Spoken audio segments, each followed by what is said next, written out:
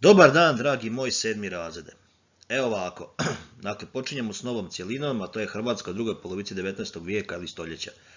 Hrvatska u doba Bahova apsolutizma. Prva lekcija danas. Znamo da je tamo još 1848. su bile one velike revolucije diljem Europe, pa tako i na ovim prostorima. Hrvatska imala zbog nezadovoljstva i svog statusa i položaja u Habsburškoj monarhiji. Poglavito u odnosu prema Mađarima, odnosno Ugarskoj. I naravno, te revolucije su sve, kako kažem, suzbijene. I onda je sam car Habsburške monarhije, odlučio nešto sprovest kako bi uspostavio red u državi. Tada je car bio Franjo Josip I. On je 1851. godine uveo apsolutizam. Znamo šta je apsolutizam, učili smo, apsolutizam je neograničena i apsolutna vlast vladara. Taj apsolutizam koji je uveden se zvao i Bahov apsolutizam, po ministru unutrašnjih poslova Aleksandru Bahu. Zato se zvao Bahov apsolutizam. Nema veze s onim Bahom, naravno, skladateljem.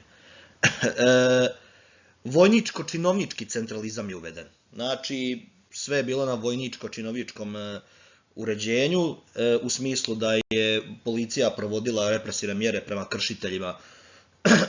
kršiteljima tih zakona u duhu apsolutizma, intervenirala i tako dalje.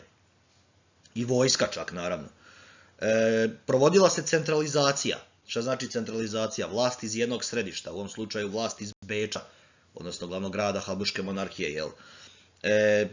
Tu su poslali posebni činovnici koji se zvali Bahovi husari, koji su provodili tu centralizaciju, gdje svaki pokušaj borbe protiv te centralizacije, znači kršenje zakona samo u sklopu apsolutizma, bio kažnjavan, strogo. A zašto se zovu Bahovi husari?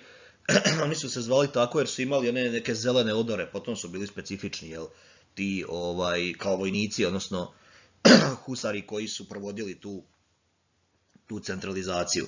Ajmo reći neka policija i vojska. Naravno da je zabranjen rad Hrvatskog sabora. Ništa se nije smjelo djelovati pošto je zastupljen centralizam. Međutim, neke su se isto velike promjene odvijale sredinom 19. vijeka. Evo recimo Zagreb, glavni grad Hrvatske, danas je konačno ujedinjen 1850. godine. I tako što se dva velika dijela, Gradec i Kaptol, spojili u jedan, a prvi gradonačelnik je bio Janko Kamauf, naravno. Evo, ovaj zadnji je isto sad nedavno umro, svima poznat, Milan Bandić. 2 godine kasnije donesen je za jednakost pred zakonom i poreznim obvezama, 1852. Naravno, kad se već provodi centralizam u cijeloj državi, onda mora biti neka jednakost, ili barem privid jednakosti u cijeloj državi, kako na prostoru Hrvatske, tako i ostalim dijelovima Habsburške monarhije. Onda, iste te godine, 1852. biskupija u Zagrebu, odnosno Zagrebačka biskupija, je dobila veći rang, uzdignuta je u viši rang, to je u rang nadbiskupije.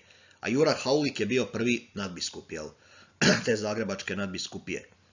Iduće godine, 1853. donesen zakon o zemljišnom rasterećenju. Šta to znači? To je dosta dobro, gdje je seljak postao vlasnik te zemlje koju je obrađivao. Ajmo reći, jedna pozitivna promjena u sklopu apsolutizma, za seljake, naravno. Dotad su bili, ajmo reći, više manje kmetovi koji su obrađivali zemlju drugih ljudi, znači bogatijih veleposjednika, a sad su postali vlasnici tog dijela zemlje koju su obrađivali. Međutim, generalno stanje u državi isto ostalo nezadovoljavajuće. Znači, Habsburškoj monarhiji, konkretno, zbog tog apsolutizma nije to baš toliko dugo uspjelo, svega 9 godina je trajalo, do 1860. kada je vraćeno ustavno stanje, znači Ustav se vratio, i slomio se apsolutizam listopadskom diplomom. Znači, car je donio listopadsku diplomu, Franjo Josip I, odluku kojom se ukida apsolutizam i vraća se ono stanje prije toga.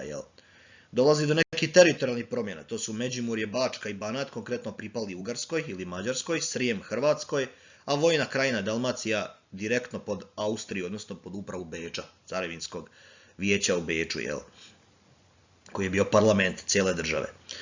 Sad, iste te godine, 1960. Hrvatska dobiva novog bana, to je Josip Šokčević, on je rodom iz Vinkovaca, nedaleko od nas. Taj ban, on je jednu dobru stvar doprinio za Hrvatsku, a to je da je vratio hrvatski jezik u školu upravu. Znači, više se nije isključivo samo mađarski učio, jel, i njemački, nego se i hrvatski mogao, jel, u školama učiti kao, ajmo reći, obvezni predmet. Eto, dakle, to je što se tiče ove lekcije. Najvažnije imamo ovdje, znači, apsolutizam da uvedem, kakav apsolutizam, što je centralizam, što je uopće apsolutizam, to smo rekli, jel, šta je sve bilo zabranjeno, ali osim toga i kakvi su sve zakoni donešeni u vrijeme toga Bachova apsolutizma koji je bio od 1851. do 1860. ko što možete vidjeti, jel. I koje teritorijalne promjene su uslijedile nakon sloma apsolutizma. Eto, vi prepišite ovo u vaše bilježnice. Eto, ja vas pozdravljam do sljedeće lekcije.